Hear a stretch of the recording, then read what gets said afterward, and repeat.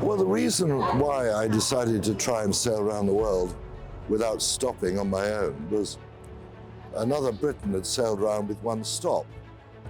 Now that was the longest voyage ever by a single-handed sailor, in fact by most sailors at the time. And everyone said it's not possible to go the whole way. Well, I thought it was possible. So I gave up my job. I tried to get sponsorship. I wasn't successful. But by this time I decided to go. And so I prepared my boat and filled it with a lot of tin food, and off I went. And it really was, at that time, most people felt it wasn't going to be possible, but I thought it might be. And I thought, well, in which case, I've got to do it, because I don't want to wait till I'm 90 years old and say, I wish I'd done that. I think in life, when you get an idea like that, you must do it. Don't wait, do it now. The voyage undoubtedly changed my life. I mean, I was a very happy merchant navy officer coming up towards being a captain. I liked the life, I liked the job. But once I got back, it was quite obvious that the other openings had come up that would broaden my life. So I left the sea and went into business, started building marinas and such like. So kept me busy and amused, and I was enjoying it. I think we're living through, well, I suppose we all say this at the time, but when you look at the modern boats and how fast they are, just take round the world sailing now.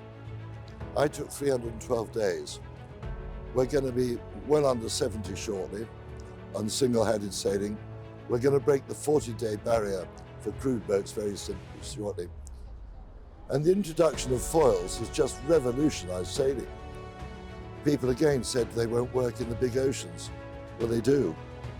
I think if I had any choice, I'd like to be 50 years younger so I could go and try it myself. I've actually sailed on a foiler, Ben Ainsley's boat, and I have to say, getting up to 42 knots was fantastic. But now they're holding 42 knots for day after day in the places like the Roaring Forties. I think it's very, very exciting, and I'd love to do it.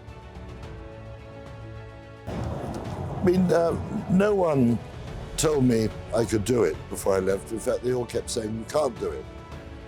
And I said, well, you don't know me anyway. I used to be a boxer.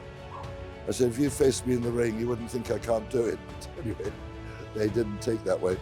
I think there's a wonderful poem by an American called Shel Silverstein, who also wrote a song called A Boy Named Sue.